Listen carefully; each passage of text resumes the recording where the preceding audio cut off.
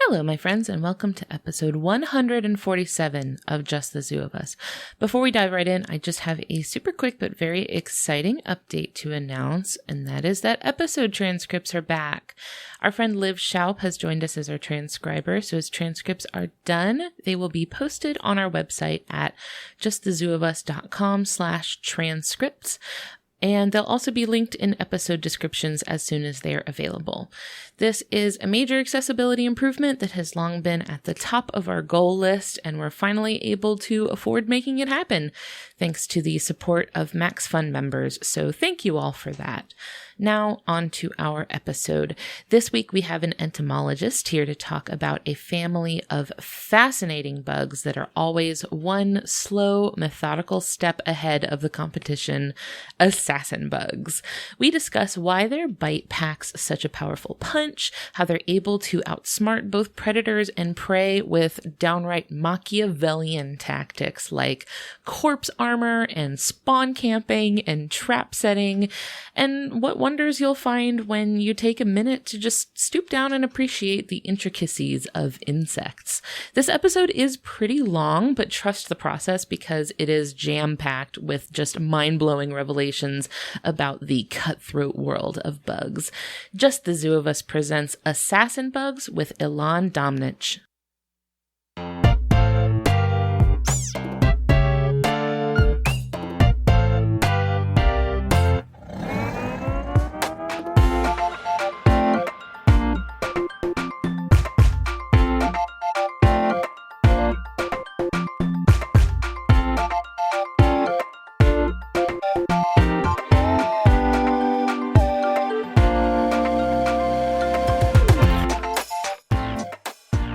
Everybody, it is Ellen Weatherford. I'm here with Just the Zoo of Us, your favorite animal review podcast. And this week, I'm really excited to talk about a bug that I'm only a little bit familiar with, so I'm ready to learn. We're joined today by Ilan Domnich. Say hi, Ilan. Hi, everyone. It is so good to hear from you. For some people listening, if you also listen to the podcast Beyond Blathers, this might not be their first time hearing your voice. We have some mutual friends. Mm-hmm. Yeah, I'm really excited to be here. You were on Beyond Blathers. Which episode was it? Did you do phasmids? Yes, stick insects. Oh, yes. It was a minute ago, but it was delightful. And you're friends with our buddies over at Beyond Blathers, right? Indeed, yeah. Me and Olivia de Bercier, one of the hosts of Beyond Blathers, we actually volunteered together at the Royal Alberta Museum Bug Gallery for, I think, over a year now. And so we're still in touch. We go rock climbing together once in a while. Oh, that's awesome. I love her and I love their show so much. So I'm so excited that our worlds get to collide again. Mm-hmm. What has your journey been like that brought you to working with and studying bugs? What has your bug adventure been like?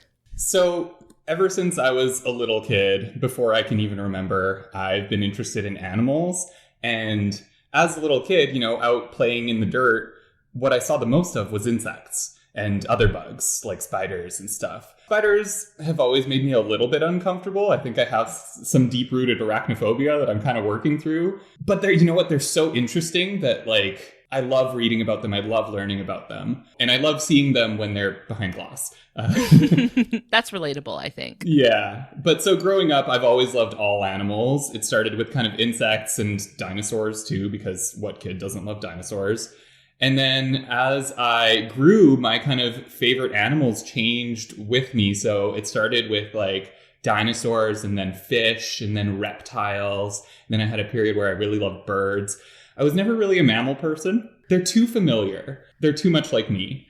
Mm-hmm. I see an animal every day when I look in the mirror. Show me something I don't know. Right? So I've always loved kind of the quirky, weird animals. And insects, I think, are by far some of the weirdest. I like to say that I study insects because it's the closest I can get to studying aliens. Yes. So often you see a bug and you're like, you didn't come from this earth. And you know what? So often you see an alien in a movie and you're like, that just looks like a praying mantis. Or that's just a bug. Yeah. Try harder. I did feel that way when I saw, what was that movie? Arrival? Which is one of my favorite movies I've ever seen in my life. And the aliens in Arrival definitely looked just like a big fin squid. And I was like, that's a thing I already know about. Yeah. And same with like District 9, Ender's Game. Yeah. They had just insects as aliens. You're like, that's just a bug. Yeah. Which I like seeing it, but I do wish they were a little bit more outside the box. Mm-hmm. I suppose art does imitate life, though. Yeah. That being said, there's a really great channel on YouTube called Curiosity Archives that does a whole bunch of, it's called speculative biology. So when they're like making up animals that would live on alien planets, or for instance, maybe like 100 million years in the future on Earth, what would animals look like? And I love it. It's so interesting. And I'm like, these people are way more creative. And you see it a lot more in video games, too. You see a lot of really creative designs. And then once you get to mainstream media, I feel like that creativity kind of topples out and they go for something that's going to be more familiar to people. Sure. That reminds me of the game No Man's Sky, where all of the alien life is like procedurally generated. So everything is just like, as you're discovering it, the game is inventing it by like taking a whole like random traits and throwing them all together in one animal. So you get just some absolutely bonkers looking creatures. Did you ever play Spore? I love Spore! I think referencing Spore is on the Just the Zoo of Us bingo card. Like, I loved Spore as a kid, and yes, throwing whatever absolutely wild adaptations you can come up with onto this creature and being like, here you go, best of luck. Yep. And somehow it works. I mean, I feel like that's what bugs are doing. Like, I always loved all insects and all animals in general, and insects always kind of stood out to me as the weirdest of the weird. There's a lot going on in the ocean that's also very weird, but I think it's a little harder to access. It's not something you can just go out and see. You really have to be in the right area and have the right equipment to see the things in the ocean. Whereas insects, you go out into your garden, into the forest, in a park, they're everywhere. And all you need to do is just look a little bit closer and you realize how weird and interesting they are. And so, like, some of the things that just kind of astounded me about insects is how different they're built from us. Like, they are completely different. The way they breathe is completely different from us. The way their eyes work is different. You know, you look at an insect and they have these compound eyes. And so they're inherently built completely different than we are. Even the way they smell and hear things, you know, they don't have a nose. They smell using their antennae. And they use those antennae to hear at the same time. So, or they'll use their whole body to feel vibrations and hear. They even taste with not just their mouth, but with other parts of their body, like their feet. Or a lot of insects will also have taste receptors on their ovipositor, which is the egg-laying organ on female insects. And so that way they can, like, taste the substrate and know where to lay their eggs. So it's less of like when humans use taste to determine, like, is this a good thing to eat or not? They're like using taste for more than that, it sounds like. Totally. And everything you learn about them, you're like, well, this is completely unexpected and isn't at all how it works in mammals. Right. So I just love that. No matter what, there's always more to learn about insects. And that's part of the thing that attracted me to them. I'm like, I could learn about them for my entire life and still not even know, you know, 1/100th of the information that's out there. Yeah. And there's always new species to be discovered. I heard a quote where, so there's about 1 million species of insects that we know of. And there's another between 1 to 6 million waiting to be discovered. So that means that less than half of all insects have even been found by people. You can go in the Amazon rainforest with a little vial, catch a random bug, and it's probably a new species. You could be the first human being to ever, like, lay eyes on that species. Yeah, and that happens every year. They're describing new species of insects, and you don't get that with vertebrates. With vertebrates, like, maybe every couple of years you'll find a new species, and that's just something I love about it, is that mystery will never really go away. Right. I've always been passionate about animals and never really knew what I wanted to study specifically. Then I was doing my first degree is actually a business degree. So I did a finance degree at the University of Alberta, and I took an entomology class about insects. And I just fell in love. I was like, these are the coolest things. I love learning about them because every single thing I learned is something I didn't know before. Right. I didn't realize how much I didn't know until I actually started learning about them. It's funny, the professor who taught me that class is now my supervisor for my master's degree. And so after that, I kind of switched. I finished that degree, and then I kind of was like, you know what? I want to do something more for myself, for my own interest, and not just for my own kind of economic stability. And so I'm going to go into biology. Now I'm a master's student in Dr. Maya Evenden's lab, an entomology lab at the University of Alberta.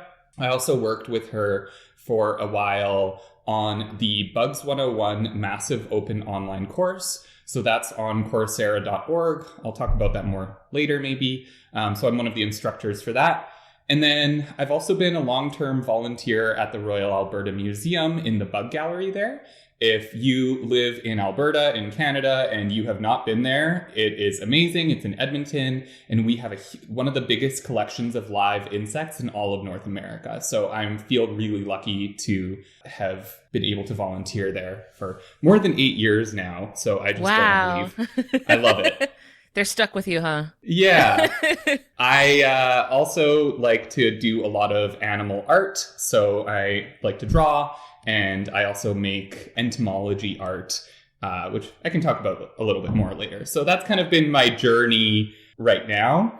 And I just have kind of fallen into insects because I want to learn about something where I will never stop learning. I also, something that you mentioned about the sense of you start to learn about bugs and then you start to realize how much you didn't know about bugs. Mm-hmm. I do feel like there's a little bit of like an educational gap with bugs where like, it's not to say that like there's not information out there or educational materials out there, but like, I don't know if it's just that people don't seek that sort of educational material out, but like what the average person knows, like if you were to approach a person off the street and ask them what they knew, about bugs or insects or anything like that, it's really nothing. Mm-hmm. It's usually pretty much nothing, which is like kind of where I came from coming into this. Like I really didn't know very much about bugs at all, and mm-hmm. just over the years of making the podcast, I've kind of learned a little bit here and there, and it's consistently mind-blowing. And you know what, Ellen, I think you hit the nail on the head there when you said that people don't seek that information out. Mm. Because people see, a panda and they're like, oh my God, it's so cute. Tell me more about it. But they rarely kind of get that reaction with bugs. And mm-hmm. that's part of what I love about my work is, especially just like volunteering at the museum, I get to talk to kids all the time. And that they're in that point, especially when they're kind of between like 5 to 10 years old, where they're not necessarily grossed out by them like a lot of adults are. They're just curious. And mm-hmm. I'm like, yes, okay, I'm going to foster that curiosity. By the end of our conversation, you're going to love this bug and you're going to want to know more about it. And that's always kind of my goal. And I do a lot of presentations at public schools here in Edmonton. And that's kind of what I really like to emphasize is these are really interesting creatures and they deserve your attention just as much as these big charismatic fauna. But also, invertebrates are experiencing the same, like, species decline, and they're part of the biodiversity crisis, too. So, like, if you want to get the whole picture of what's really going on with the zoomed-out context of, like, the environment that you're in, you need to think about your bugs, too. Totally. And in a lot of cases, they're such an important part of the food web. They're food for a lot of other animals, and they can even be really great indicators of ecosystem health. For instance, freshwater insects are often used to assess the health of a water body because depending on which insects are found in that water body, that can tell you how polluted it is, how much oxygen is in there, how healthy is this water body. And so they can also be used as kind of indicators of ecosystem health in a really easy way because you have so many of them. It's not just like, oh, okay, we found one duck here, so this water body must be okay. It's like mm-hmm. we're surveying for maybe hundreds of different insects. And it can tell you so much more information. Yeah, absolutely. Something that I like to try to do intentionally on the podcast is to give the spotlight to bugs, especially when they're like kind of funky, very interesting, like bugs that are maybe a little bizarre. So there's a lot to talk about there. But also like once you really get into it, you're like, wow, this is actually fascinating, which I'm really hoping we can get into with our bug today. For people who might be listening and they're like, I don't know what an assassin bug is. What's an assassin bug? Okay, so assassin bugs are insects. Insects have 6 legs. Bug is really a term we use for like arthropods most of the time. Mm-hmm. Oh, I'm a bug anarchist. I'll call anything a bug. I don't care.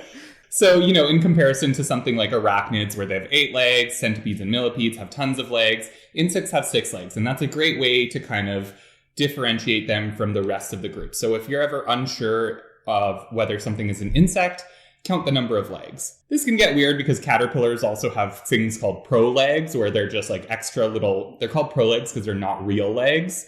They don't have joints like other legs. They're just kind of extensions of their body wall that are able to grip and grab onto things, but they're not as complex as the legs are. So they're not true legs. Wow, I'd never heard of that before, but now that you say that, that makes sense, right? Because they're insects, but they have a bunch of legs, fake legs. Yeah, and they're not the only ones that have these fake legs, the pro legs. So you do see it in some other groups as well. But the other unique thing about insects compared to other invertebrates or other bugs is they have wings. So insects will have 2 pairs of wings, a front pair and a back pair. And in a lot of insects, these might be modified. Like in beetles, they form the shell, and so they only have the 1 pair of wings. And in flies, the hind wings are modified into sensory organs, and so they only have the 1 pair. And then in fleas and other insects, they've completely lost their wings. But in general, you can say that insects also have wings. And they are, in fact, the first animals that ever evolved flight, like 450 million years ago or something like that.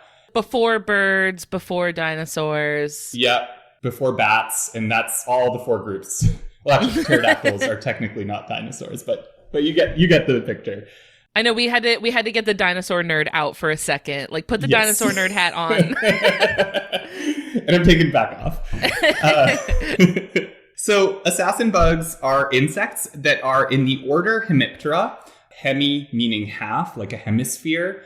Ptera means wing, like pterodactyl means wing finger. So that's where the name comes from. And that's because their wings are half hardened.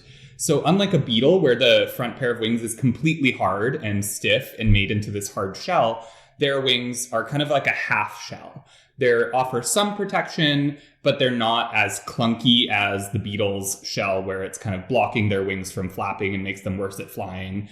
So it's kind of the middle ground. You guys actually talked about some other hemipterans on your podcast. So one was back swimmers, which are closely related to assassin bugs in the sense that they have that kind of characteristic half wing. It looks like they have an X shape on their back. Oh. And that's how you can differentiate them from something like a beetle, where the beetles have a line going straight down their back where their shell separates. In the Hemiptera, the wings overlap and form an X shape.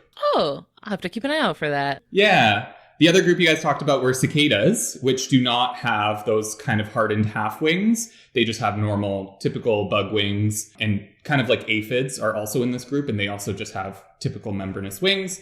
But what all of the hemipterans do have in common is not their wings, but actually their mouth parts. So they all have a straw-like proboscis that pierces tissue to suck out the liquid contents. So they only eat liquid stuff. They can't eat solid food. They literally can't chew. They don't have the parts for it. So they're sticking a straw in a Capri Sun. Exactly. And that Capri Sun might be a plant. Most hemipterans feed on plants like cicadas and aphids. However, a lot of them will feed on other animals, in particular other insects. And so these predatory ones, a lot of them fall into the assassin bug family, which is called Reduviidae. So it's got 2 eyes in there next to each other. Ooh, I love a scientific name with 2 eyes in it. You know what? You see them a lot in insects for some reason. And I didn't really know how to pronounce it at first. So you pronounce the first one as E and the next one as I. Oh, sure. So both sounds that an I make. Eid. Yeah. I'm going to keep that in mind next time I come across one. Usually I come across, I'm like, I'm just not going to say that. And that's fair. It's Latin's a dead language, right? So who's really to say? So they're in the family Reduviidae, which is the assassin bugs. And this family is entirely predatory. There are other predatory hemipterans, like the back swimmers, for instance, are predatory as well, but they're in a different family. And so they will use their proboscis to pierce animal tissue, which is usually other arthropods, insects, maybe spiders. And this kind of straw-like proboscis, it's kind of delicate, so it has a protective sheath. And then inside this sheath, which is what you see when you look at the bug, you see the sheath around the proboscis, and inside are these tiny little things called stylets, which are basically flexible needles. So they're like hollow hypodermic needles that's actually what's going into their prey. And the proboscis is really just to keep it safe and kind of tucked underneath their bodies when they're not using it. This is actually where the assassin bugs get their name, is because they use their proboscis to stab prey like an assassin might, stab someone. Sure, and then sheath it away, and then be like, I think of like in Assassin's Creed, how the guy has like the little dagger on his hand, and he like stabs somebody, and then like retract it back into his hand. Totally, except that dagger is your mouth. That's a little bit more of an unsettling mental image. If there was an Assassin Bugs Creed, where you have to like sneak through the crowd and sneak up on your target, and then like stab them with your mouth. Oh my god. 100% I would play that game. So the assassin bugs are made up of about 7,000 species in this group. Now, when you're talking about mammals, 7,000 species, that's like all mammals, sure, basically. Yeah. So it's a lot of diversity, and that's just within one family. So it just kind of goes to show how much diversity there is in the insect world. So to describe them a little bit, what they look like, they're usually pretty small, anywhere between 1 to 4 centimeters. So usually less than 2 inches. And they live about 1 year usually, so they're not super long-lived. But that's pretty typical of most insects, right? They usually only live maybe a few months to a year, depending on where they live. Here for a good time, not a long time. Yeah, that's not to say some insects can't live a long time. Some ant queens, I think it's pharaoh ants. The queens will live 23 years, is I think the longest. So quite a long time. And there's even some spiders that are thought to live more than 50 years. Whoa. So just because you're small doesn't mean you can't be long-lived. It's just that most of them aren't. And so it's hard to explain exactly what they look like, but if anyone's familiar with a stink bug, that one I think is an insect. It is a hemipteran, and that's one I think a lot more people know of. But it's like you took a stink bug and you stretched it out. Like long ways. Yeah, like you put it on that medieval torture rack and you just stretched it. It's a hot dog style stink bug. Totally. You folded it hot dog style. So they're basically like a stink bug that's longer, and then they have this big proboscis that's underneath, these big kind of bulgy eyes, and then their wings will fold flat over their back and kind of overlap to make this X shape. So that's the adults, because only adult insects have wings.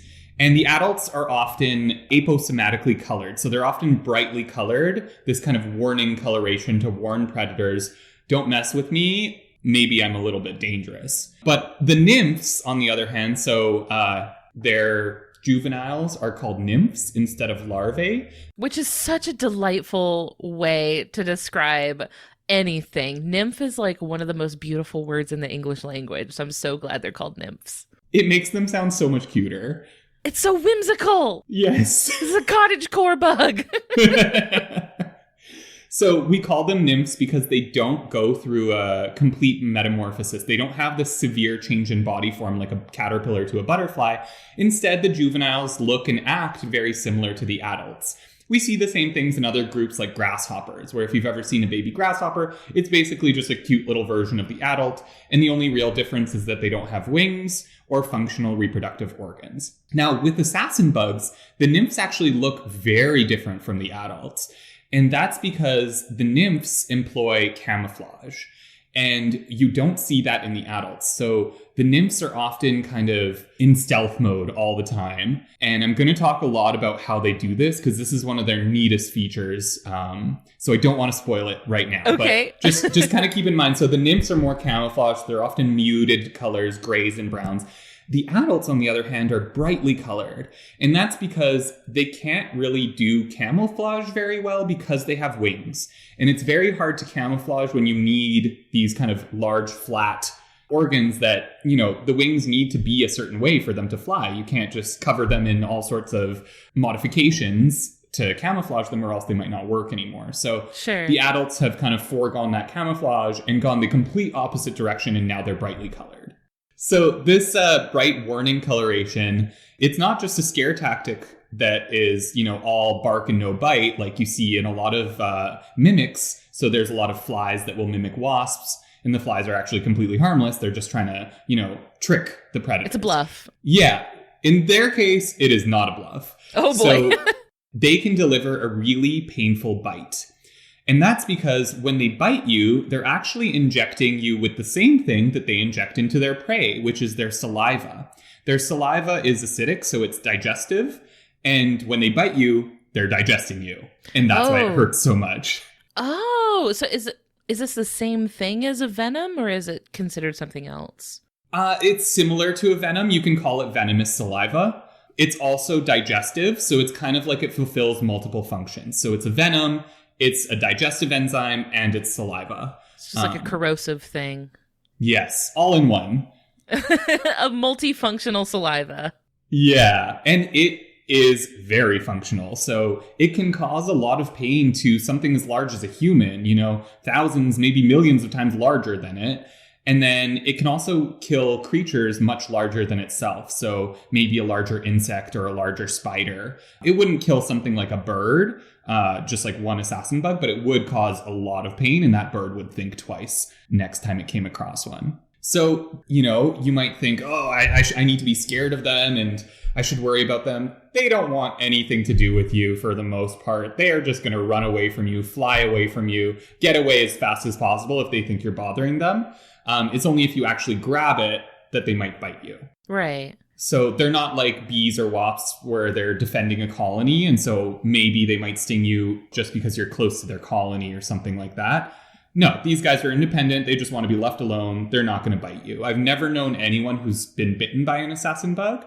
And we actually have them at the museum and keep them in a cage with like tons of them in there. And nobody's ever been bitten. So Now they get kind of a bad reputation because of this painful bite. But the thing is, because they're predators, they're really beneficial to have in the ecosystem. They keep pest populations at bay. So if you're a gardener, especially, you would love these guys because they are eating aphids, they are eating pest caterpillars, lots of things that might eat your plants.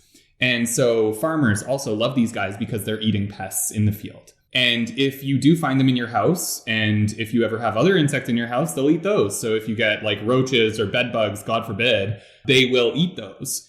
If you do want to remove them from your house and you're worried about touching them, just do the cup method. You put a cup over top of it, slip a piece of paper underneath, put it outside, and then let it do its work in the garden. I'm glad that you said that, because just before you got in touch with me about, coming on and talking about assassin bugs, we found a wheel bug in our backyard, which is a type of assassin bug. It's huge, enormous, massive bug, and which was how I noticed it, right? And it was just kind of calmly walking along the bench on our back patio, and I knew what it was right away because I have a very distinct body shape, unmistakable for anything else. And I also knew, like you said, they have a reputation for having a very nasty bite.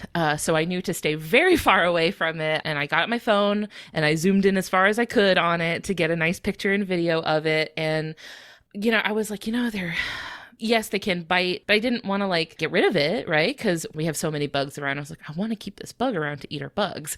And so what I ended up doing was I sent a picture of the bug to my neighbors on either side. I said, hey, y'all, I saw this bug. Don't touch it. Don't get close to it. They have kids and pets and stuff, right? So I was like, keep an eye on your kids. Make sure your kid's not grabbing it. But I also was like, they will eat our mosquitoes. Leave our bug alone. Let him do his thing. Just basically giving people a heads up to keep an eye out for this bug so that their kids weren't grabbing it and getting bitten. But it was so cool. It was the coolest thing. Well, that's so great. I'm so glad that you reached out to your neighbors and just ensured this bug would continue to live its life. I had to advocate for my bug friend. Yes, I'm sure they appreciate it. Yeah. No, that's fantastic. He was beautiful, gorgeous bug. Like I said, they're not aggressive, so you can get really close to them. They're not strong flyers, so they're not going to fly at you or anything like that. They're just going to try to keep walking away. They don't even really run. They are not fast. I loved the way his little legs were moving. They were so slow and methodical.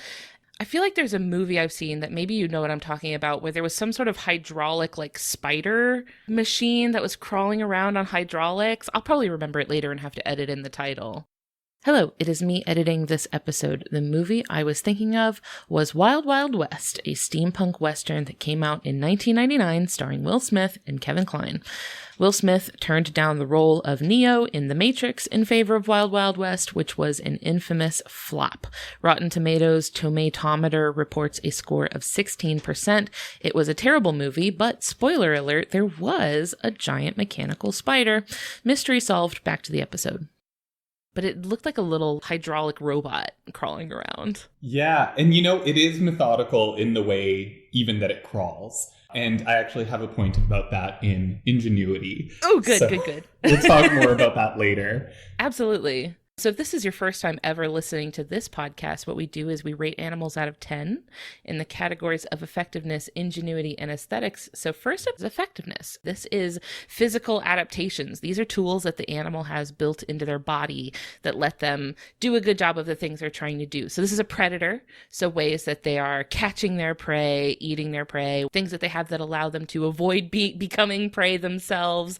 What do you give assassin bugs out of 10 for effectiveness? So for effectiveness for assassin bugs, this is something I had to think long and hard about. I really want to try to be as objective as possible. So for them, I have given them an effectiveness score of 9 out of 10. Beautiful. So pretty good, not perfect. So insects in general, super successful, right? So many species, such high numbers, and they can live almost anywhere. So that alone tells you they're effective. They're doing a good job at what they do. And they've been doing it the longest. Absolutely.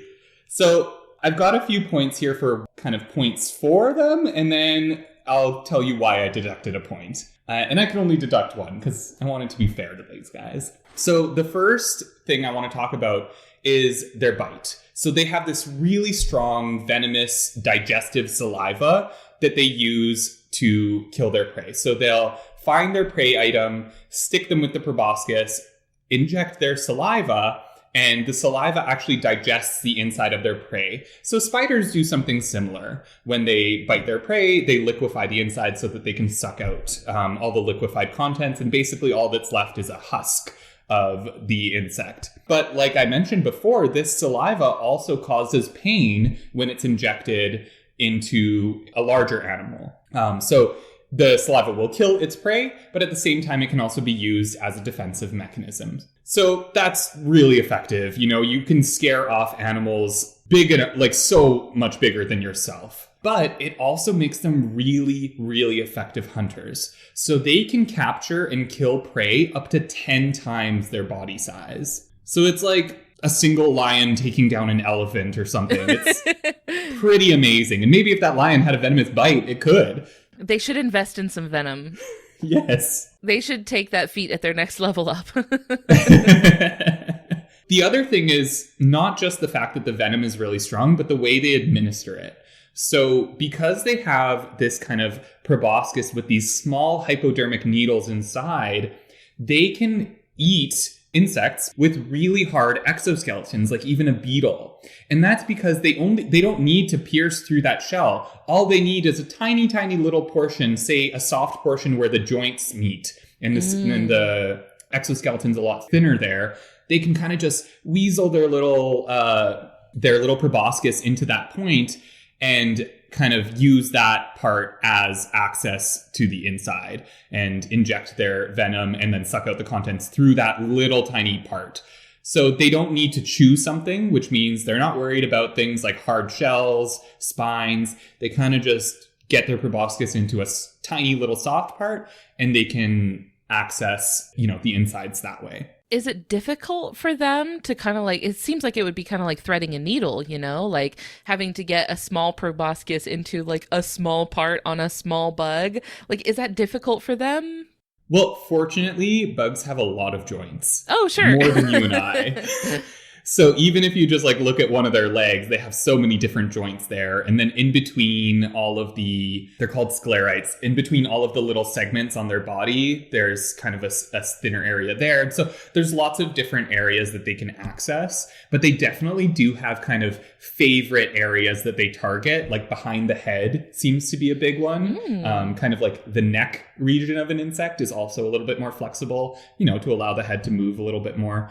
And so I don't think it's that hard for them to find something to access.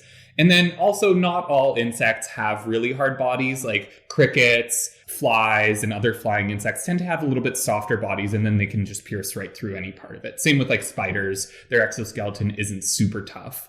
And so they have no problem getting through it because, like I said, it's like a hypodermic needle. It's a very small, sharp needle. And so it can kind of get through quite thick tissue. Now, this venomous saliva isn't just useful for, killing their prey and biting would-be predators.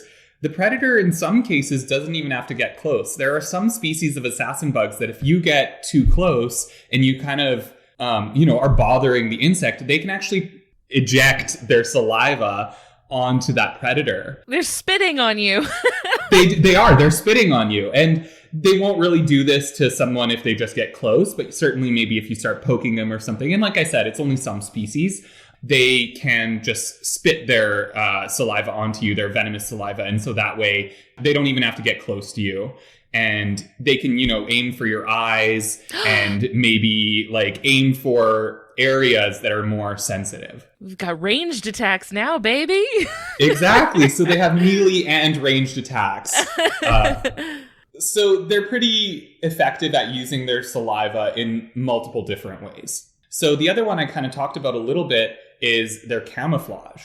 They are able to produce a sticky secretion that basically when it comes out as like these fine threads, and they'll entangle whatever stuff gets on them. So they will actually, their hind legs have like little shovels on their feet, basically, and they can just shovel like dirt and dust and stuff onto their backs, get it stuck all over their bodies, and that way they don't need to worry about mismatching their environment. They camouflage themselves with their environment. So, like a lot of moths are camouflaged, but if that moth lands on the wrong tree, now it's going to stand out. Right? Oh, right. So like if it's a white moth, it camouflages on poplar, but it gets onto, say, an oak tree, and now that moth is standing out. So a lot of insects employ camouflage, but this is a better way to do it, is actually taking what's around you wherever you are.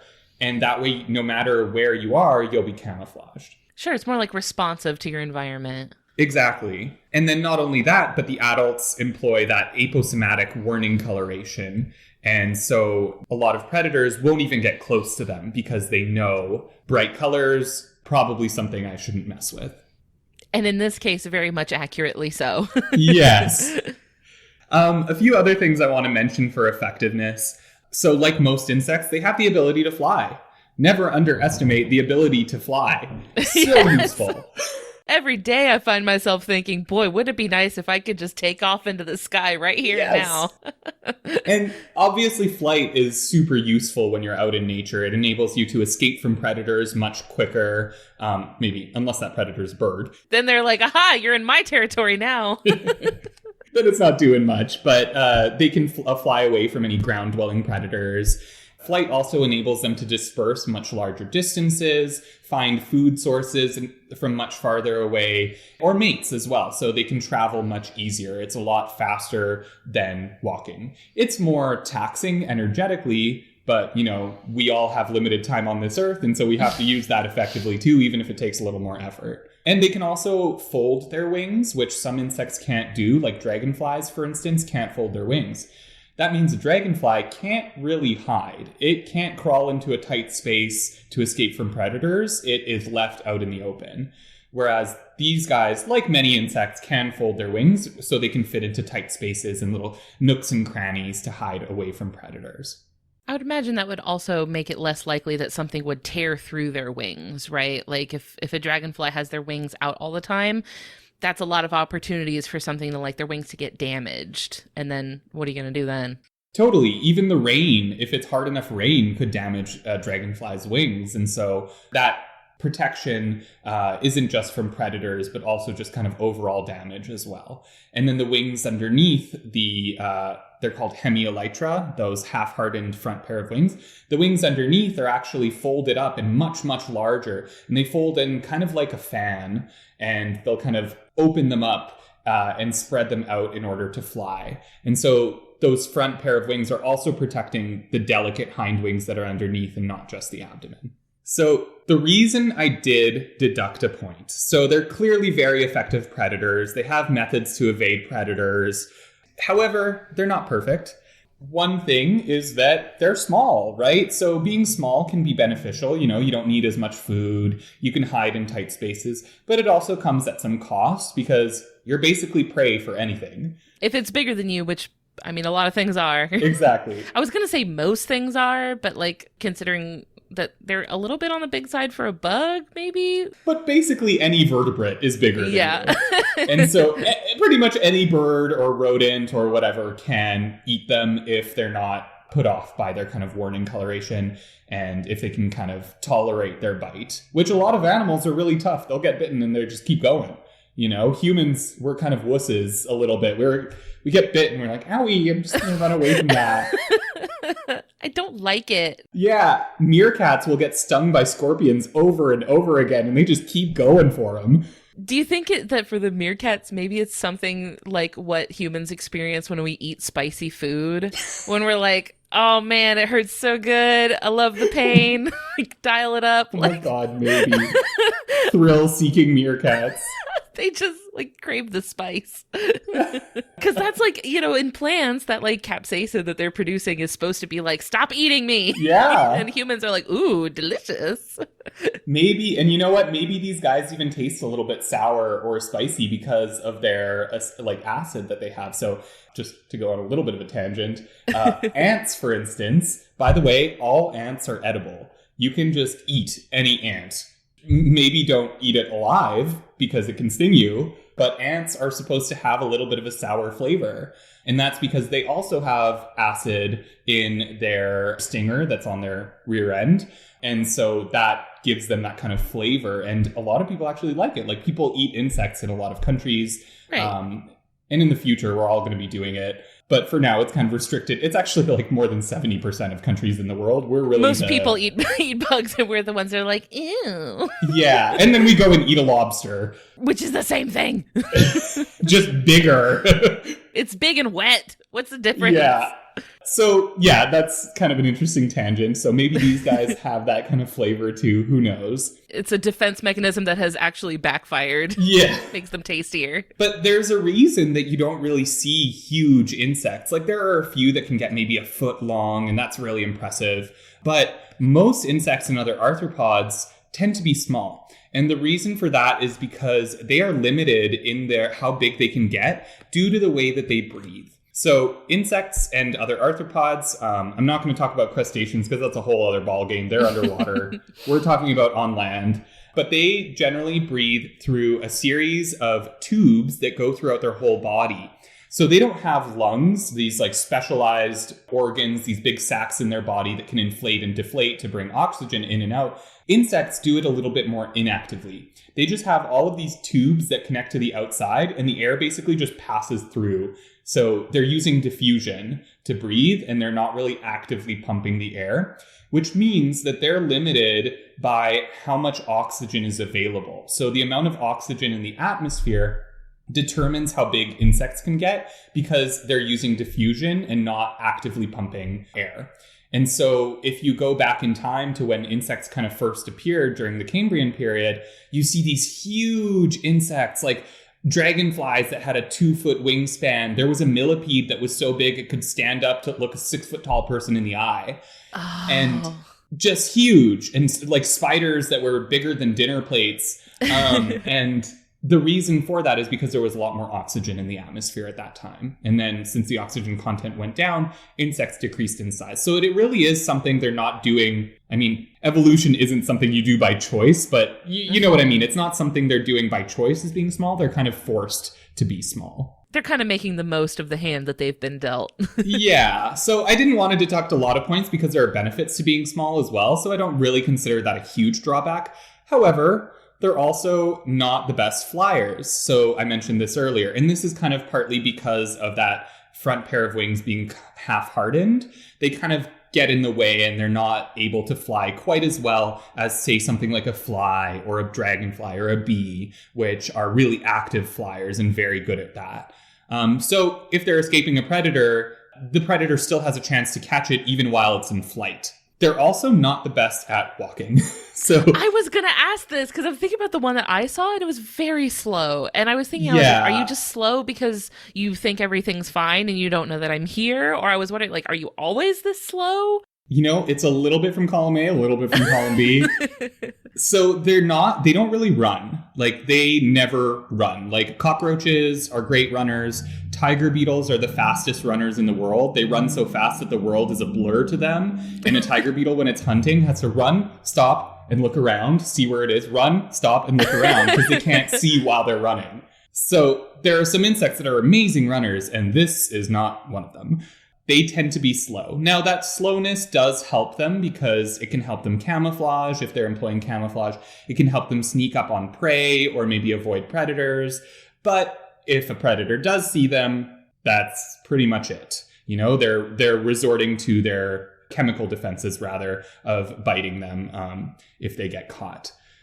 They are able to still walk up glass walls like a lot of insects can. So, you know, that's still pretty impressive. In vertebrates, we pretty much just have geckos, and that's about it, that can do that. But in insects, a lot of them can walk up glass because of these little pads on their feet called pulvilli.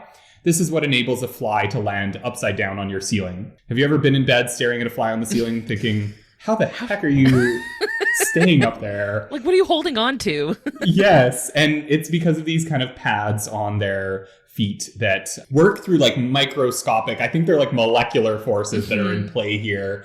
So, you know, they're not great at flying, they're not great at running, they're kind of small. And the other thing that I kind of deducted them a point for, they don't have the best eyesight compared to some other small, you know, insects, or jumping spiders, for instance, have amazing eyesight. And, you know, like dragonflies and flies also have very good eyesight. Those more active flying insects, bees too. Theirs is not amazing.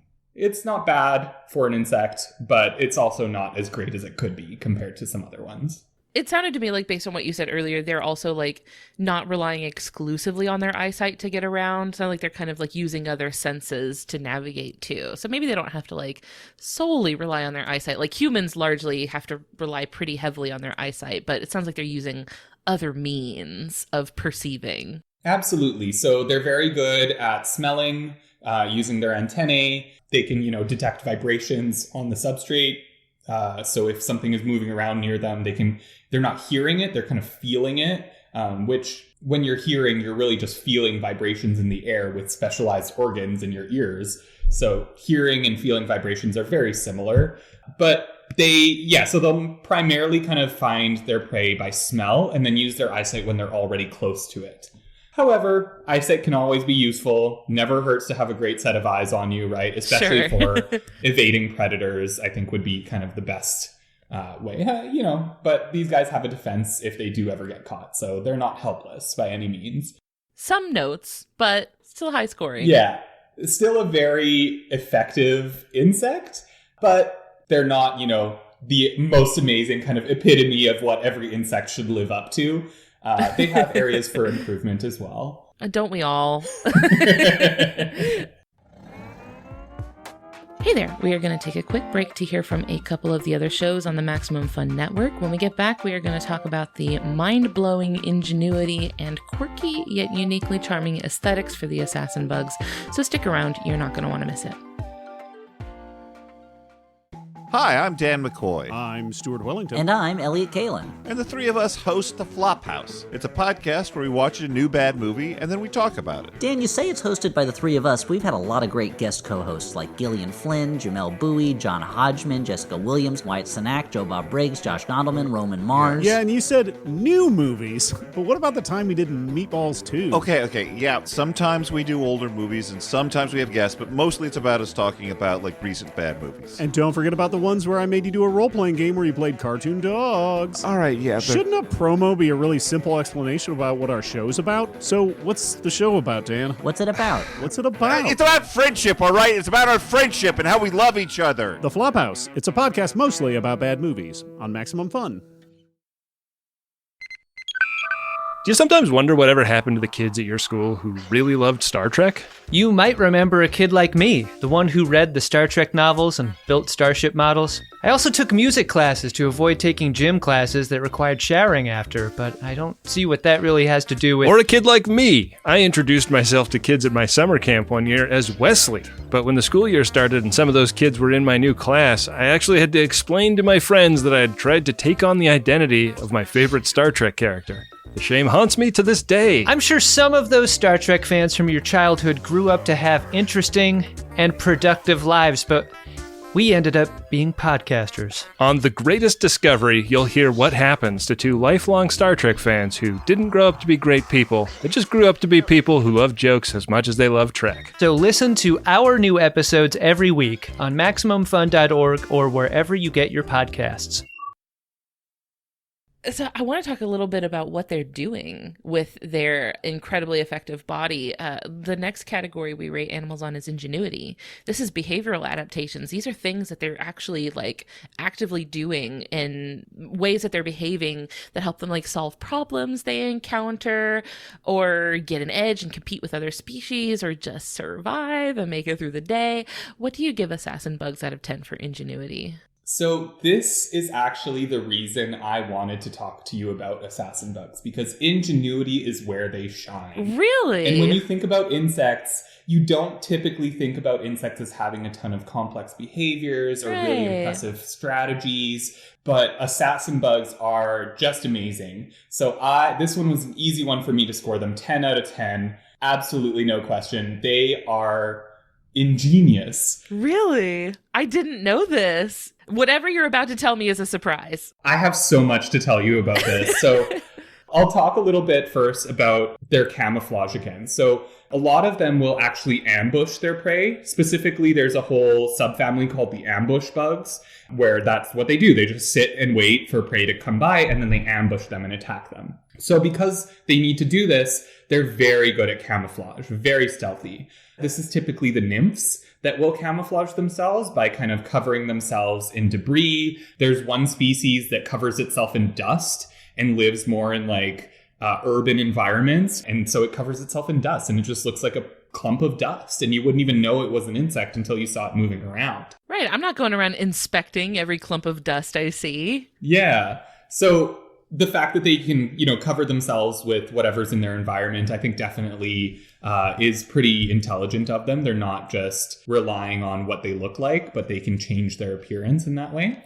And other species, so there's some that will actually cover themselves in the corpses of their prey. What? When they digest their prey, the prey is insects most of the time or other arthropods. And so they're left with this hard exoskeleton, this husk of the body that's left behind.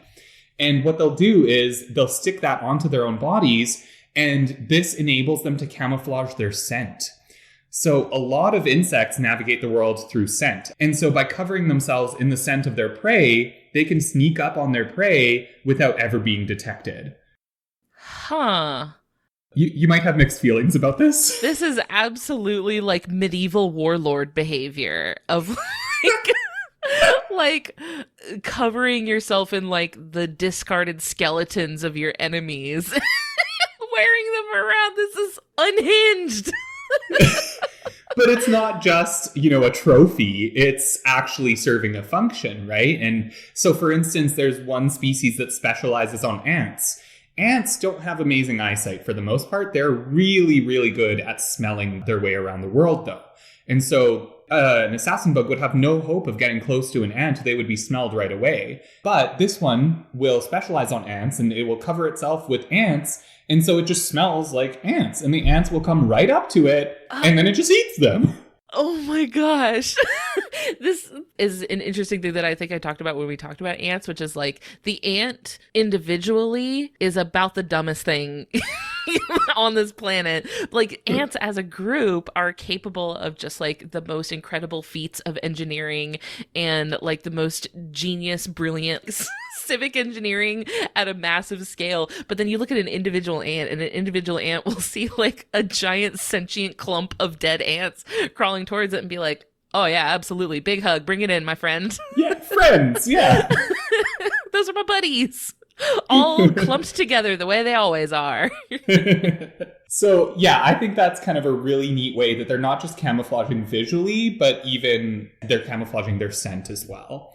And this camouflage, this kind of coat of whether it's debris or the, bodies of their victims. The slain remains of their enemies. Yeah. It also doubles as protection because, say, a lizard is attacking it. A lot of lizards will catch things using their tongue. They might actually bite or just stick their tongue onto this kind of armor that they've put on their bodies. And then they just get a mouthful of that. And the insect is left there and can walk away. Wow. It sounds like this one behavior that they're doing serves them in many ways. Absolutely. And they have a lot of other really neat behaviors too. So there's one that I came across that I thought was really interesting. It's worth mentioning. It's the feather-legged assassin bug. I'm going to try to pronounce this scientific name. Tylonemus lemurm. So this is an ant specialist. Kind of like that other one where they'll camouflage themselves with the corpses of the ants. These guys have a different strategy. They actually produce a pheromone from a special gland on their underside. The gland is called the trichome. And they produce this pheromone that attracts ants. So the ants aren't just smelling, dead bodies of their friends. It's actually attractive. They're like, ooh, what is that smell? A perfume. Yeah, and the ants walk right towards it. So the bug doesn't even have to move. Its prey comes to it. And what's interesting is the ant will walk underneath it towards the scent because that's where the scent is coming from. And it's called feather-legged because its legs have all these hairs coming off of them. I was Googling a picture while you were saying the scientific name, and they do have beautiful fluffy leg warmers. Yeah. It's very 80s. And those leg warmers actually serve a function. So when the ant gets underneath there, the ant will probably realize something ain't right, and it will bite onto those tufts of hair on their legs. But it's just tufts of hair, and so it doesn't hurt the assassin bug at all. And when it's biting onto those tufts of hair on those hind legs, the assassin bug has the perfect angle to pierce the delicate skin behind the ant's head in the kind of neck area. It was a trap all along. It was a trap, and not just getting you into the trap, but getting you into the position where it can most effectively eat you. Oh, that's true. Like having the tufts of hair towards the back of the bug's body means that the ant has to turn around and expose its weak point to you. Like the big glowing red weak spot on the boss that you're fighting is now facing you. Exactly. So not all of these assassin bugs will use some debris for camouflage. For instance, the adults don't. Like I said, they rely more on that warning coloration. Some of them, however, do camouflage in a different way, including the adults, where their bodies are even more elongate, and they kind of look like sticks.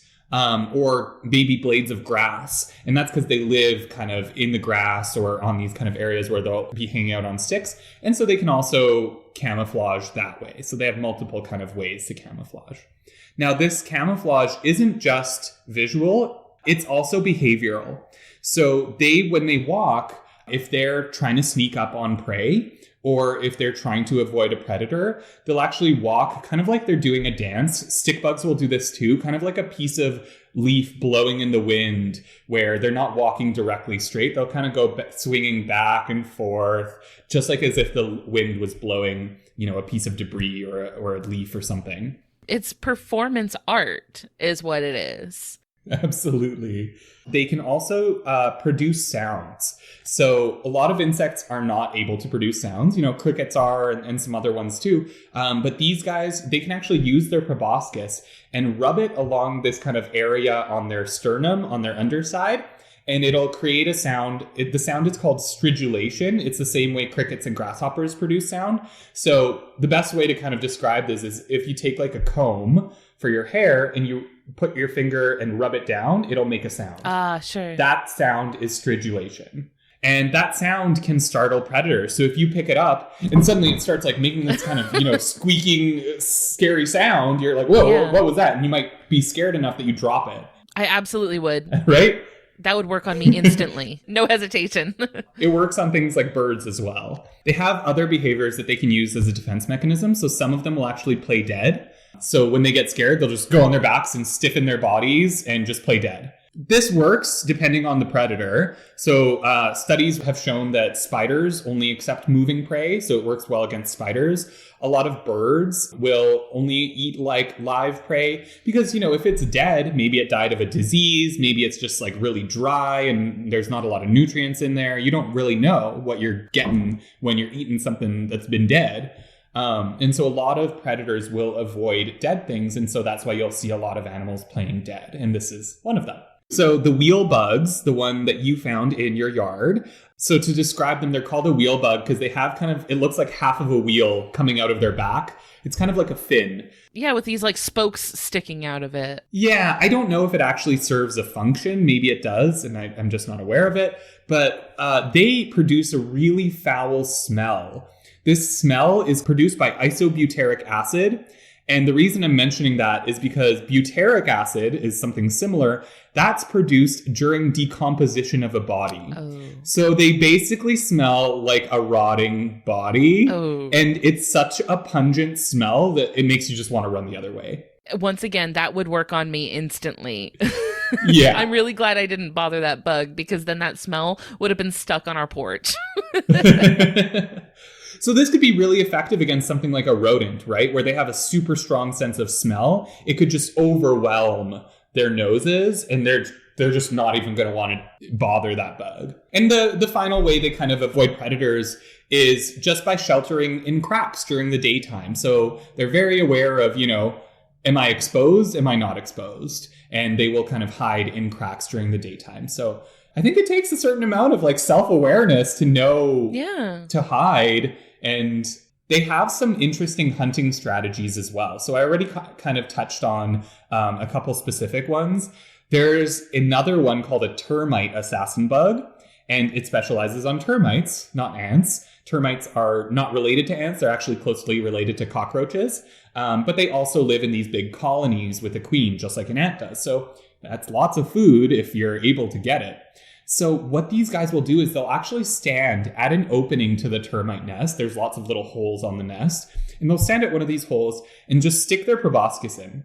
The termites will come out and try to fight off the intruder. But as they come out, they're just getting bitten and killed. So literally they come out to fight this guy. And it's a specialist that's just immediately killing them as they approach. He's spawn camping. It's not fair. It's not fair for the termites. It is really rude. You don't do that if you're playing a video game or you're an assassin bug in the real world. It's just not a fair strategy. But you know what? It works, so they do it. It's poor sportsmanship. Poor sportsmanship, absolutely.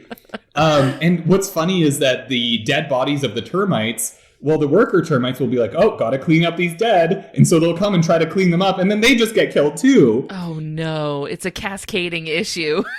Absolutely. And the assassin bug can just sit at the same kind of opening for more than an hour while more and more workers come to clean up the empty shells of their dead colleagues from the tunnel below and then just, get to the same fate. As diabolical as this is, that is a brilliant strategy because this bug has minimized the amount of effort it needs to put in and maximized the amount of payoff.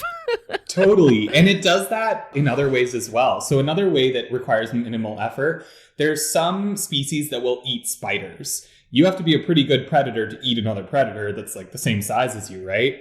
And so what they'll do is they'll actually go to the web of a spider and stand at the edge and pluck the web to mimic the vibrations of a prey item caught in the web. Then the spider will come closer, thinking there's prey over here, got to attack it. And then they come within range of their proboscis and they bite the spider and will kill it. Now, the spiders are also predators. So if the spider is too fast, the tables may turn and they can actually become the prey. Ooh, high risk, high reward. Yes, but also very low energy cost. So this is something that's not just done by assassin bugs. There's a species of jumping spider called Portia spider that also does this. It's called aggressive mimicry, where they're mimicking the vibration of an insect, but they're using it to capture their prey. That is wild to me because I feel like it requires so much understanding on the bug's part to be like, I know what you're expecting. I know what you want to happen. So I'm going to imitate the thing you're expecting so that then I will have the advantage of you. Like, I feel like that just requires such a high level of like analytical understanding of the world around you and your adversary, I suppose. Yeah. It's just like mind blowing that it comes from a little bug. And these bugs that are doing this, it's not like they only hunt spiders. This is a special technique that they use for this specific prey item. They'll use other techniques for different prey items. So they can, identify what their prey is, what technique to use when they do that. So there's some thought processes going on in there. Hemipterans as a whole, hemipterans, by the way, are called true bugs. And many of these true bugs, the hemiptera, they will secrete a sticky substance to glue their eggs onto a plant. So your eggs aren't just falling all over the place. And that's typically kind of the extent of the parental care. But assassin bugs don't produce this sticky substance. It might be because their diet does not include plants, and so maybe they're just not able to make it. So instead what they do is they will cover their eggs with a sticky resin from a tree. So they can't produce the sticky substance themselves, so they go to a tree and get that instead. Interesting. So like they know they need it, but they also are like, well, I don't have it, so I'm going to have to go find it. Yeah. It's kind of like using their behavior to make up for something they don't have built in. Totally. And they'll cover their eggs with this kind of sticky resin. So, the eggs are kind of adhered to the plant, but also more importantly, the eggs are actually protected from ants and parasitoid wasps. So wasps that are looking to lay their eggs inside another insect or inside another insect's eggs are called parasitoid wasps.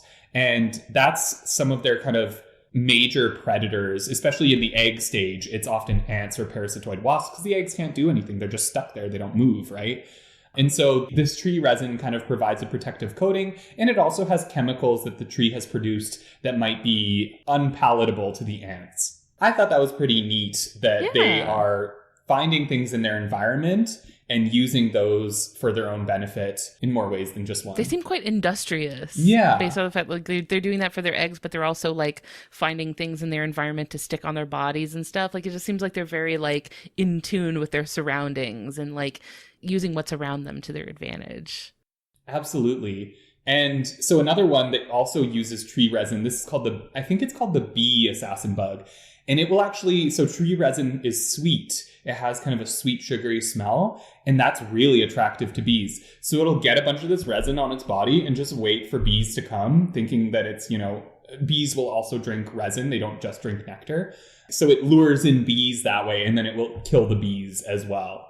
That's only this kind of one type, but I thought that was pretty neat. They seem really good at like baiting traps. Yeah. Like it seems like they're really good at like understanding what they need to do to like entice their prey. You just see so many different examples of it that individual species develop these behaviors separately. And I just think they're absolutely ingenious. One that I've kind of noticed working with them at the Royal Alberta Museum is that even though they are fierce predators, they can live together without killing each other. So they don't live in colonies per se, but if you keep them together, they won't attack each other. Now, you don't see this with things like spiders. Spiders will typically cannibalize each other. Same with mantises. You keep a cage of mantises, you're only going to end up with maybe one or two. The strongest mantis. Yeah, the strongest mantis survives. You're going to have one champion. They live much more as a family, and so obviously if they're starved, they will begin to attack each other, but as long as they have a food source, they're not super territorial or anything.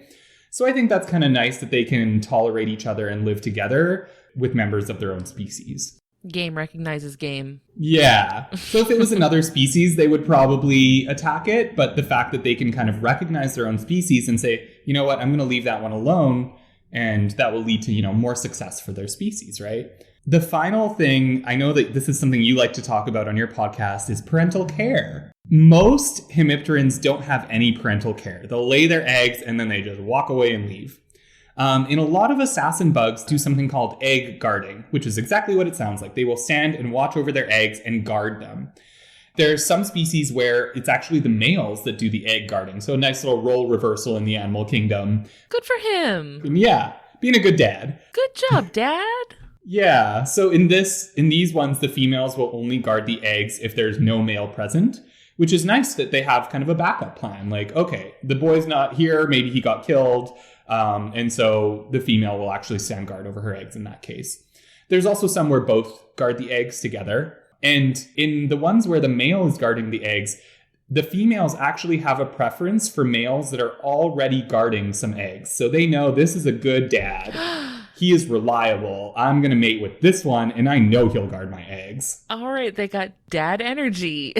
Yeah, so they're a little bit pickier, not just mating with the first one they see. Right, but enough to think like, well, I know that you've had babies, so like you might be like you're an experienced father. Yeah. Interesting. They're not looking for monogamy, they're just looking for a capable father. Right. He's allowed to have other girlfriends. So that's my points for ingenuity. I think it warrants a 10 out of 10. Based on everything that you've told me, it sounds like they're just really very situationally aware.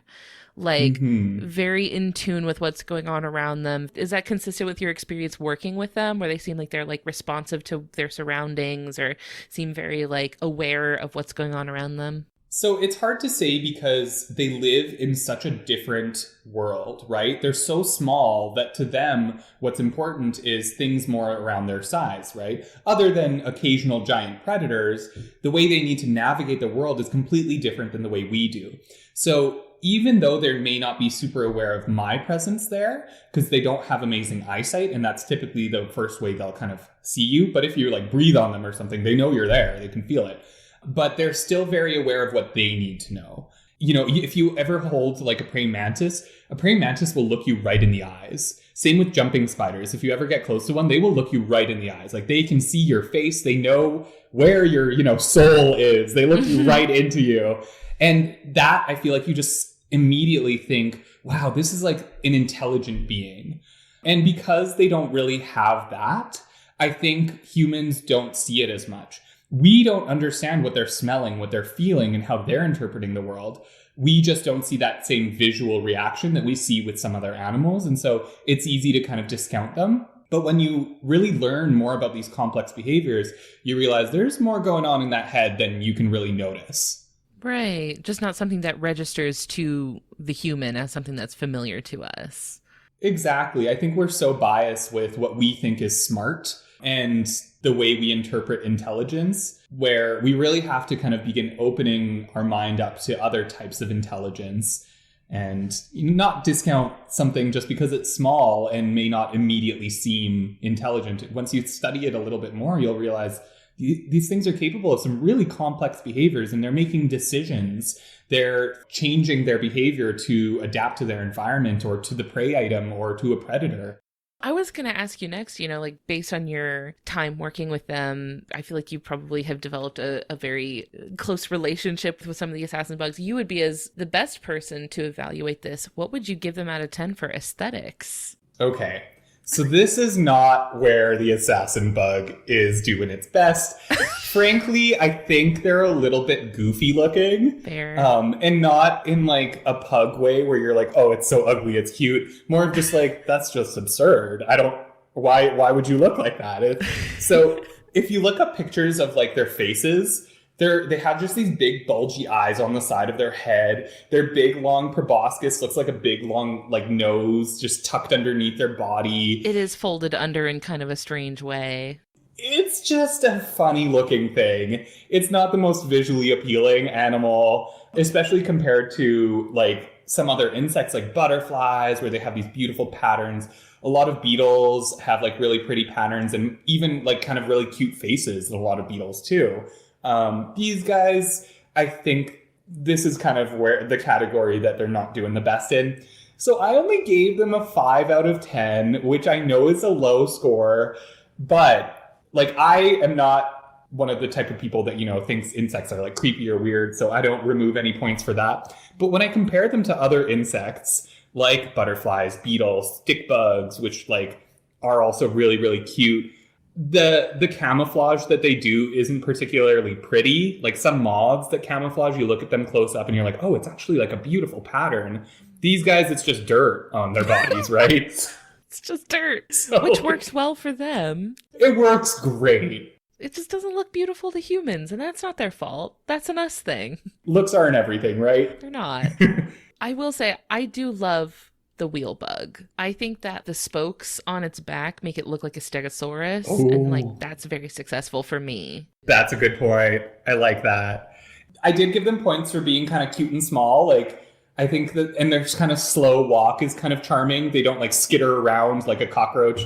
And I think cockroaches are cute too, but the way they skitter is maybe not the most appealing thing. So they're kind of cute the way they like walk and kind of stumble around. But that being said, when you compare them to other insects or other animals, they're definitely not a standout in terms of appearance. They have kind of some neat looks to them sometimes, but nothing too visually appealing. It's a unique charm all their own. Yeah. We love them anyway. I do have a few other kind of fun facts that don't fit into the other sections. Okay. So there's this really interesting relationship between assassin bugs and this plant called tarweed. And there's actually a video made by Deep Look on YouTube that documents this. And so basically the plant produces the sticky secretion that will lure in and trap flying insects. So the insects are like, ooh, this smells sweet and delicious. Let me fly onto this. And then they get stuck. And all of these dead insects or freshly killed insects will lure in the assassin bugs. So they can smell the dead ones and they can walk a little bit more freely on this plant. Their bodies are a little bit more raised up. And so they're not getting stuck onto it. They can kind of walk a little bit more carefully and they will just eat all of these freshly killed insects. But once they're done, they'll actually move on that plant to eat the pests that are on that plant. So there's caterpillars that will feed on it that don't get bothered by the sticky secretions. And these assassin bugs will come and they'll kill all those caterpillars. So the plant is attracting predators like assassin bugs in order to take care of the pests that are on it. And they do it in a really roundabout way by attracting other insects to lure in the predators. So it's a really kind of weird... They've taken a lot of steps to achieve this end. Right. It's like a circular, everybody's sort of benefiting off of each other. Yeah. I mean, the caterpillars aren't benefiting too much since they're getting killed, but they get to eat some plant. That's true. They get a meal out of it. Yeah. Another fun fact that I have is that their saliva, that kind of venomous digestive saliva, is being studied right now for use as a natural insecticide. So we're seeing if we can mimic the chemical compound and use it as an insecticide in cropping systems. Oh. Because it's effective against a lot of different pests. That's really cool. I love good biochemical engineering. Yeah. One thing I have to mention about them. So this is the reason they get a bad reputation. So one is the fact that they can bite, but they are particularly kind of prejudiced against because there is a subfamily of them that can transmit diseases. So there's one subfamily within the family of assassin bugs called Triatominae, and they are very unusual because they are bloodsuckers. No other members of the group does this. These guys find a big vertebrate host, a mammal or bird, and they'll suck out the blood from that host, which is usually not really a big deal. Maybe it's itchy or annoying, but not the end of the world. However, some of them can transmit diseases. So they will transmit a disease called Chagas disease, which is not a good disease. It can cause death. Chagas disease kills about 10,000 people in the world every year, which is actually a really small number when you compare it to other diseases. Malaria, for instance, kills 600,000 people per year. And that's transmitted by mosquitoes. And so Chagas disease, while kind of a serious disease if you do get it, it's not super prevalent. And it's really only transmitted by one subfamily. And they live in kind of the tropical area of Central and South America. They're not common and you won't really come across them in the States very much. Certainly not up here in Canada.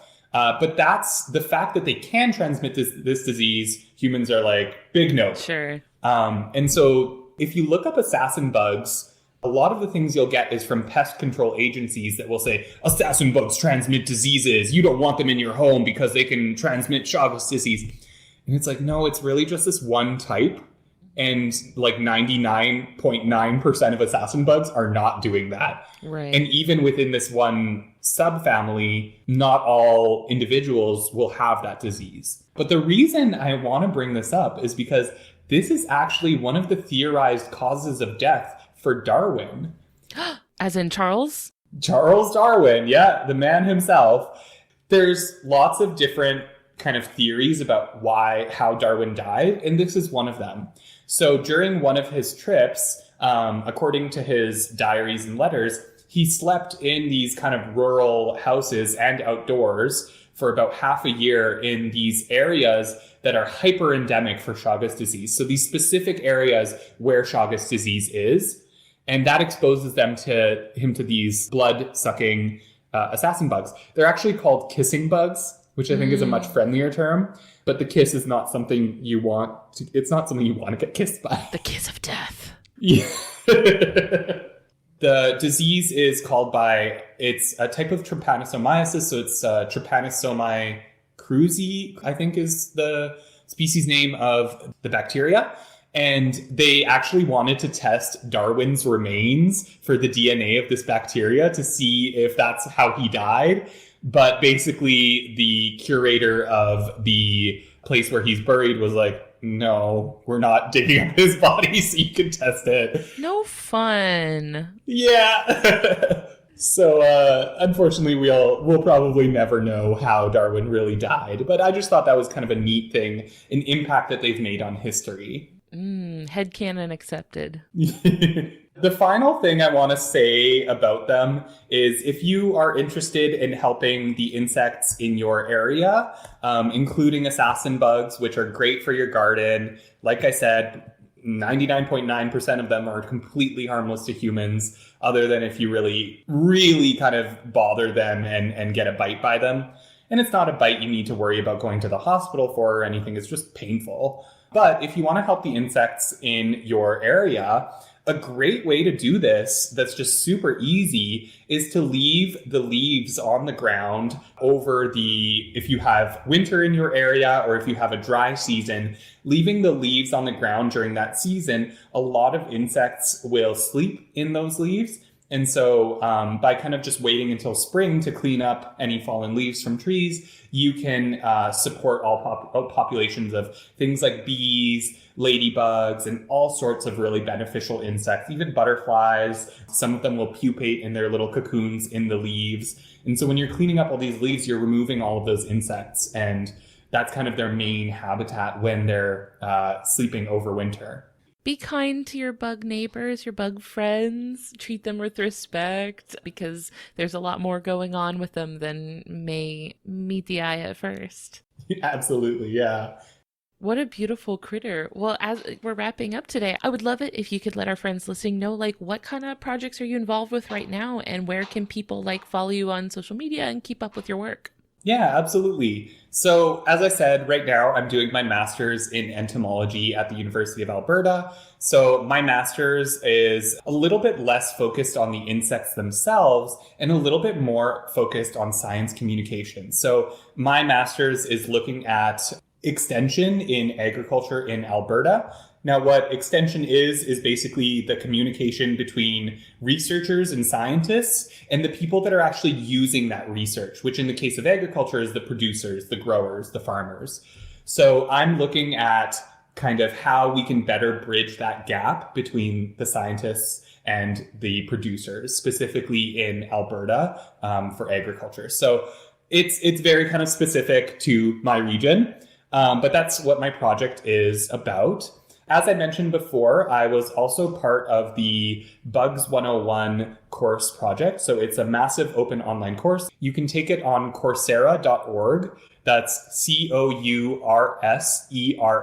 So course and then RA.org. And Coursera is a fantastic platform where they have hundreds of free online courses made by universities around the world. So it's like university level quality of courses for absolutely free. You can also pay if you want to get a certificate to kind of show that you've done the course. But if you're just doing it for yourself, you don't have to pay. And it's a fantastic way to have this kind of higher level education freely available for the world. So I think that's amazing. And I was one of the creators of the Bugs 101 course. So it's an introduction to insects and their impacts on human societies. So we talk a lot about their biology and diversity and kind of the functions of their of insects in our ecosystem. And then we also talk about a lot of the different impacts that they have on humans. So whether that's in agriculture, in medicine, in even forensics, insects are often used to help solve crimes. There's a whole field called forensic entomology. And so we talk a lot about that. And then also just like insects in our culture, how have they been kind of represented historically, artistically, and that kind of thing. So if you'd like to learn more about insects, Bugs 101 is a great place to start. And like I said, you can take it for free on Coursera.org. A lot of the illustrations I actually did myself. And then a lot of the other ones were done by a kind of a production company. So we did hire a production company for it. So it's very kind of high-end, high-quality course, which during COVID has been really, really useful. Absolutely. I can provide links to all this stuff in the episode description too. So folks that are listening on a podcatcher can scroll down and click through the link. Fantastic. I'm also involved a lot in science communication here in Alberta. So I do a lot of talks in public schools and libraries and kind of just do as much outreach as I can. I'm actually the outreach director for the Entomological Society of Alberta. So I try to do some outreach kind of as my role in that. Just last week, I actually ran an insect pinning and shadow boxing workshop. Wow. So one of the things I like to do is not just pin the insects, which a lot of entomologists do, but I like to put them in shadow boxes and arrange them with a bunch of natural materials to kind of highlight their beauty and not just have it, an insect in a shadow box, but really showcase a lot more of nature. And maybe not what their specific habitat would look like, but just kind of trying to highlight their beauty a little bit more. And so you can see some of my art, my shadow boxing art, and just my drawings as well on my Instagram, which is at crude_organism. And so, yeah, check me out. You can give me a follow. Feel free to message me if you have any questions about insects or anything. I'm always happy to reach out to curious minds. Absolutely. Thank you so much for joining us today. Thank you for your time and your knowledge. I gotta say, probably about 99% of the stuff that you said was absolute news to me. So I feel like I learned a lot, and I really appreciate it. Thank you for sharing your love of assassin bugs with us. I am so grateful that you had me on this podcast. I love sharing my passion at any opportunity and, maybe change some people's minds about the way that they feel about bugs in general. Right. That's always my goal. I mean, learning is a great way to dismantle fear. Absolutely. So hopefully we've done some fear dismantling today. And, when I get people coming to the bug gallery, parents with their kids, I notice it's always the parents that have that fear. It's not something that's inherent in our minds. It's something we learn from our environment, from, the people around us, the community, and our overall society is like, you should be afraid of bugs. And I think they really get thrown under the bus a little bit. Right. And I think that if you do have a child that is curious about insects, and even if you are grossed out, don't show it to your kid. You don't have to go and touch the bug, but don't be like, ew, icky, because then they're going to pick up on that and that curiosity will disappear. Right. I see it all the time where a kid will look at a bug and then they look up at their parents to see how their parents are reacting in order to kind of gauge how they react. Yeah. And if you allow their own curiosity to shine through,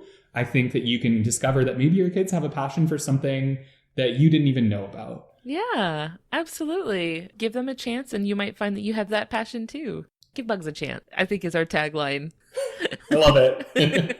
Well, thank you so much, Ilan. It has been a delight. I've had such fun talking to you, and we will catch you later. All right. Thanks, Ellen. Thanks. Bye. Bye. Thank you so much for listening, friends. I have found that a major way that making this podcast has impacted my life has been the improvement of my relationship with the bugs in my life through learning more about them so that I can understand and appreciate them better. So I really hope we've helped some of you out there find that joy today. If you liked what you heard, it would mean a lot to us if you could leave us a good rating and review on your podcatcher. We've actually had quite a few new good ratings on Apple Podcasts recently, and that means a lot to me. It really helps to know that folks out there are listening and enjoying. We're also on Facebook, Twitter, Instagram. We have a Discord server that's a lot of fun. I also stream video games on Twitch on Thursday nights. So link up with us on socials if you want to hang out virtually. You can also send me an email at ellen@justthezooofus.com if you have a cool animal you'd like to hear about on the show. We'd like to say thank you to Maximum Fun for having us on their network alongside their other wonderful shows like the ones that you heard promos for here today. You can check them out and learn more about the network at MaximumFun.org.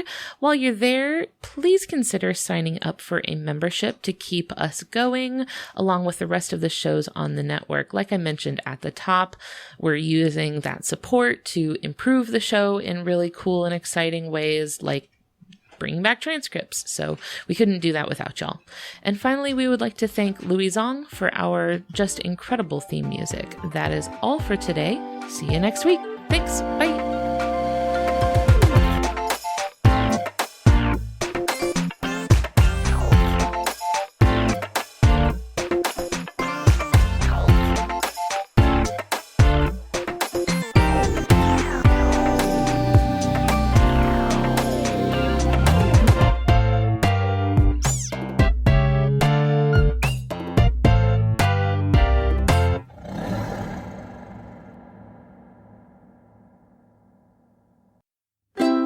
MaximumFun.org.